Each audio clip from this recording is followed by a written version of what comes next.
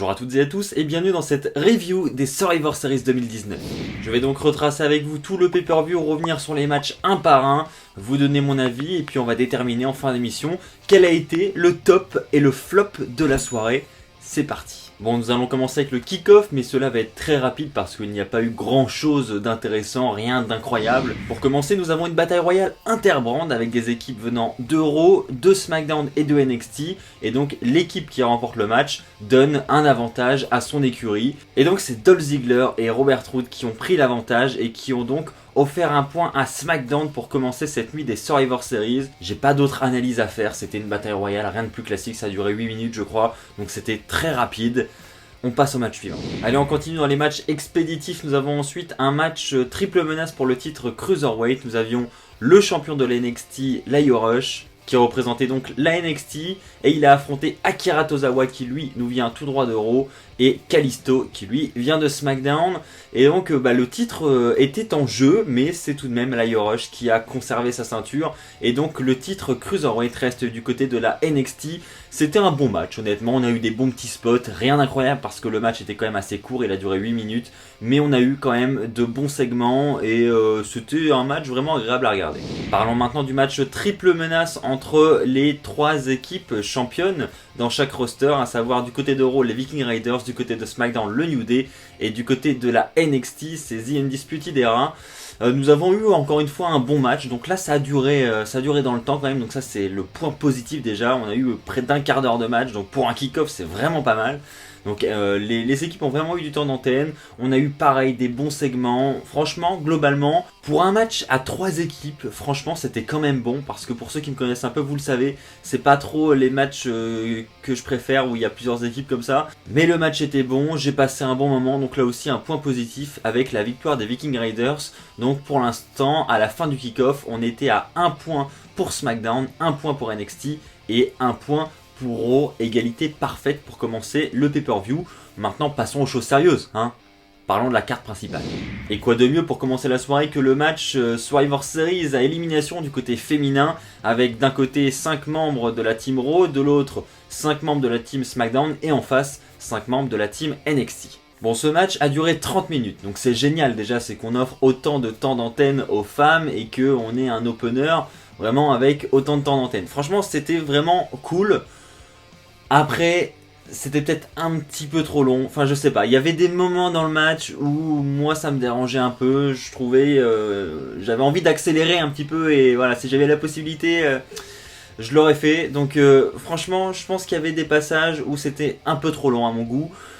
Il y a pareil d'autres passages qui m'ont dérangé, par exemple Sasha Banks qui casse un tombé, alors que, enfin voilà, elle casserait un tombé d'un membre de son équipe, ok on comprend parce qu'elle veut défendre ses couleurs, mais casser un tombé d'une membre de la NXT sur une membre de Raw, bah non en fait, parce que tu vois ça va te rendre service, si elle élimine ça en fait une de moins et bah je sais pas, moi à ta place je serais contente, mais bon, voilà, il y a plein de petits passages comme ça qui m'ont dérangé.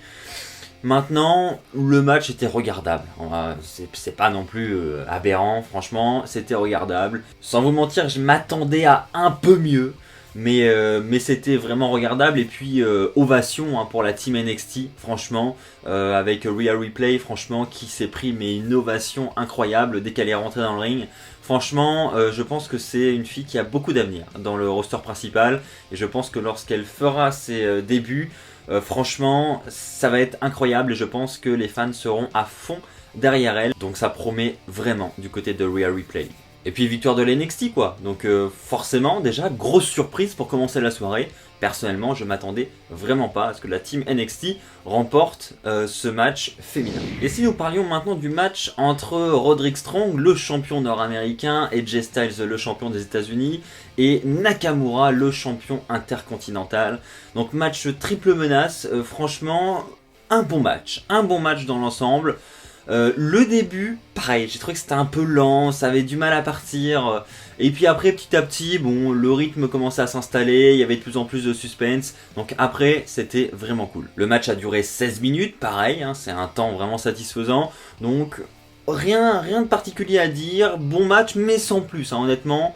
Je pense que tout comme moi, vous en attendiez un peu plus de ce match et que vous avez été pareil un petit peu déçus au final. mais il a fait le job quand même. J'ai envie de dire, il a fait le job ce match, et on a donc une victoire de Roderick Strong avec son opportunisme. Alors que Styles venait de faire son finish et allait tenter le tomber sur Nakamura, Roderick Strong est venu pour jeter Styles à l'extérieur et faire le tomber sur Nakamura en opportuniste ultime, hein, un peu à la Edge. C'était une fin originale, voilà, on a qu'à qualifier ça comme ça, et puis encore une fois, ça offre un nouveau point à la NXT. Parlons maintenant du match entre The Fiend, Bray Wyatt le champion universel, et Daniel Bryan le challenger numéro 1. Bon, pas de surprise dans ce match, hein. Enfin je veux dire sur le déroulement du match, on s'y attendait tous, c'était un match assez court, il a duré 10 minutes, où on avait une domination de Bray Wyatt avec Daniel Bryan qui essaye, mais à chaque fois on a The Fiend qui se relève et qui fait l'homme invincible, tout simplement. Mais comme je viens de le dire, hein, c'était pas une surprise, on s'y attendait. Une chose qui m'a dérangé encore dans ce match, c'est la lumière rouge. Je sais, on est nombreux à trouver ça dérangeant. Ils insistent là-dessus. Je trouve que voilà, on apprécie moins le match et même s'ils veulent faire une ambiance un peu sombre à l'arrière, pourquoi pas, mais là le rouge est vraiment extrême et je trouve que c'est trop. Je me mets à la place des gens qui sont dans la salle, ça doit être très très dur. Donc voilà, ça c'est en trop, j'aimerais bien qu'ils le retirent à la longue, mais j'ai pas l'impression qu'ils aient envie de le faire, donc c'est dommage. Quoi qu'il en soit, on a une victoire de Bray Wyatt, et donc Bray Wyatt qui reste notre champion universel. Quel sera son prochain challenger? Est-ce que Daniel Bryan va continuer la rivalité avec lui? Est-ce la fin? Est-ce que Bray Wyatt va trouver un nouveau challenger? Ça, on va le découvrir normalement la semaine prochaine à SmackDown, enfin en fin de semaine plutôt. J'ai hâte de voir ce qui va se passer du côté du titre universel, surtout avec TLC qui approche. Bon, nous allons maintenant parler du match 5 contre 5 contre 5, côté masculin, match traditionnel des Survivor Series, Raw contre SmackDown contre NXT. Je vais être clair, j'ai pas aimé ce match. J'ai pas aimé ce match, pareil hein, que le match féminin, il a duré à peu près 30 minutes, mais j'ai trouvé ça hyper long et franchement les tensions entre Reigns, Corbin, la façon dont se termine le match, franchement j'ai pas aimé du tout. J'ai trouvé ça vraiment trop long pour commencer. Il y avait des gros trous dans le match, franchement j'ai pas du tout accroché. Et puis cette fin, ok, bon, Roman Reigns qui élimine son propre partenaire Corbin, enfin il l'élimine pas mais il fait un spear qui permet ensuite à Tommaso Ciampa de faire le tomber sur Corbin pour l'éliminer. Bon ok, pas très logique, voilà du coup pourquoi se mettre en équipe, c'est pour s'auto-éliminer. Et puis j'ai pas trouvé la fin exceptionnelle, bref ce match ne m'a vraiment pas séduit. N'hésitez pas à me donner votre avis dans les commentaires hein, sur chacun des matchs. Est-ce que vous avez été séduit en particulier par ce match traditionnel masculin? Moi je pense que c'est pas le match que j'ai le moins aimé de la soirée, mais presque. Parlons maintenant de Brock Lesnar et Rey Mysterio. Honnêtement, avant que ce match ait lieu, j'avais quand même un peu de hype, même beaucoup de hype, et puis je trouve que surtout il y avait du suspense, hein. Je me disais, après tout c'est bientôt la fin de carrière de Rey Mysterio, ils peuvent très bien lui offrir un dernier run en tant que champion pour sa fin de carrière, et puis on savait très bien que Dominic allait être dans les parages, que même peut-être Ken Velasquez allait être dans les parages, enfin bref, on se disait que avec une aide extérieure, c'était pas impossible que Rey Mysterio gagne. Au final, victoire de Brock Lesnar. Donc on a eu tout de même des tentatives de Rey Mysterio, hein. On a eu même une belle tentative après l'intervention de Dominic, où on a eu le droit à un double 619 suivi d'un double splash G2. Et puis là, quand Rey Mysterio et Dominic font le tomber ensemble, on se dit « Ah, bah voilà, ça y est, c'est la fin ». Et au final, non, Lesnar se dégage. Franchement, il y avait du suspense. C'était pas un match incroyable parce qu'il était super court, il a duré 10 minutes, il y avait beaucoup de temps mort. Enfin, c'était en termes de timing et d'action aussi, c'était assez particulier. On peut pas dire que c'était très rythmé, mais perso, j'ai été diverti. Bon, j'aurais bien aimé que ça dure un peu plus longtemps, que la stipulation soit un peu mieux utilisée, hein, parce qu'on parlait quand même d'un match sans disqualification. Au final, on sait que cette stipulation a été mise en place pour cette intervention de Dominic. Mais voilà, bon, il y a quand même eu un bon spot de Lesnar avec la table à l'extérieur, où on a eu mal pour Rey Mysterio, hein. Mais sinon, pas de spot hyper mémorable, c'était quand même très très court. Et si nous passions au flop de la soirée?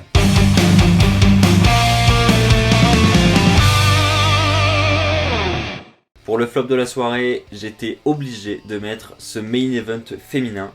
Je n'ai pas compris. Alors je pense que, comme vous, hein, quand on a vu que ce match était le dernier match de la soirée, on s'est tous dit, bon, il va se passer un truc. Parce que sinon, pourquoi avoir mis ce match triple menace féminin en main event? Je veux dire, c'était pas le match qui a reçu la meilleure promotion depuis toutes ces semaines à l'approche des Survivor Series. Donc, il n'y avait pas de raison, quoi. Et bah là, on pense tout de suite, on se dit, ah ouais, c'est vrai qu'il y a des rumeurs sur Ronda Rousey. Ronda Rousey, on n'a pas fini avec Becky Lynch, Shayna Baszler et Ronda Rousey sont assez proches. Voilà, on fait tout de suite le rapprochement et on se dit, bon, Ronda sera là, quoi. Et bah non. Et pourquoi du coup c'était en main event, on ne sait pas. Peut-être que c'était prévu que Ronda fasse son retour et qu'ils ont annulé le truc au dernier moment, qu'ils vont repousser ça peut-être ce soir à Raw, qui sait, on n'en sait rien. Mais en tout cas, je trouve ça hyper curieux d'avoir mis ce match en main event. Et puis ce qui me dérange du coup, c'est que ce match, je l'ai pas trouvé bon. Je l'ai pas trouvé bon du tout. Pareil, j'ai trouvé ça très lent. Il n'y a pas de spot mémorable. Enfin bref, pour moi, ce match n'avait absolument pas sa place en main event. Et franchement, j'étais hyper confiant en voyant ce match sur la carte. Et au final, je crois que c'est celui qui m'a le plus déçu en termes de qualité.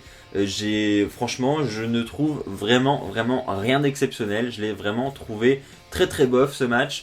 Donc vraiment déçu, et d'autant plus lorsque c'est le main event du show, hein. On est censé quitter le pay-per-view sur une bonne note, bah pour moi ça n'a pas été le cas. Donc c'est Shayna Baszler hein, qui a remporté le match, donc ça c'est un point positif quand même, c'est qu'on offre la victoire finale à la NXT, et donc c'est la NXT d'ailleurs qui va remporter cette guerre Raw contre SmackDown contre NXT, donc un très gros point, franchement jamais j'aurais pensé qu'il l'aurait fait, donc vraiment un point positif là-dessus. Par contre, après le match, on a évidemment l'attaque de Becky Lynch sur Shayna Baszler, et c'est donc Becky Lynch qui va conclure le pay-per-view comme étant la seule femme debout. Et donc on a un regard entre Shayna Baszler et Becky Lynch qui lève la ceinture. Et franchement, quand on voit le spot final, l'image finale avec Becky Lynch qui lève cette ceinture et Shayna Baszler qui est au sol, on se dit ça serait tellement cohérent que Ronda Rousey fasse son retour à ce moment-là. Donc on s'y attend, et puis non, en fait, rien. Donc franchement, je trouve ça quand même bizarre, ce main event.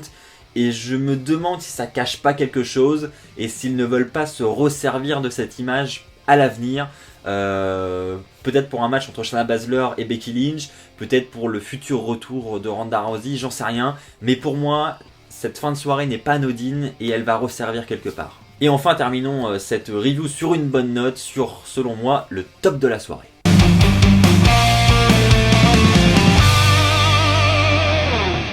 Vous l'aurez compris, hein, il n'y a qu'un seul match que je n'ai pas encore cité, c'est le match entre Adam Cole et Pete Dunne. Rien à dire, c'est pour moi le top de la soirée. Ce sont deux mecs qui se sont déjà déchirés hier soir durant NXT War Games, et pourtant ils font le meilleur match de la soirée.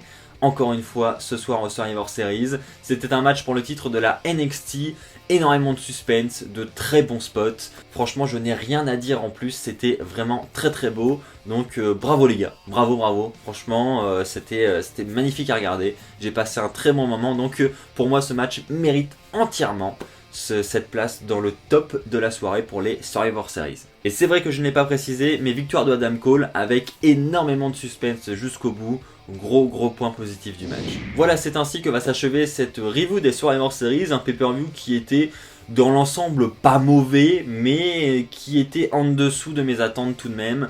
Donc voilà, n'hésitez pas à partager votre avis dans les commentaires, lâchez-vous, c'est fait pour ça, hein, donnez votre avis sur chacun des matchs, sur les matchs que vous voulez, sur le pay-per-view en général. Bref, l'espace commentaire est fait pour ça. Encore un grand merci à vous tous pour votre fidélité. N'hésitez pas à lâcher un pouce bleu, n'hésitez pas à vous abonner pour ne pas rater les prochaines vidéos qui sortiront sur la chaîne. On se retrouve très vite, et donc dès demain pour la review de Raw, avec peut-être le retour de Ronda Rousey, on n'en sait rien. D'ici là, portez-vous bien, et n'oubliez pas, soyez toujours très fiers d'être fan de catch. Allez, bye tout le monde!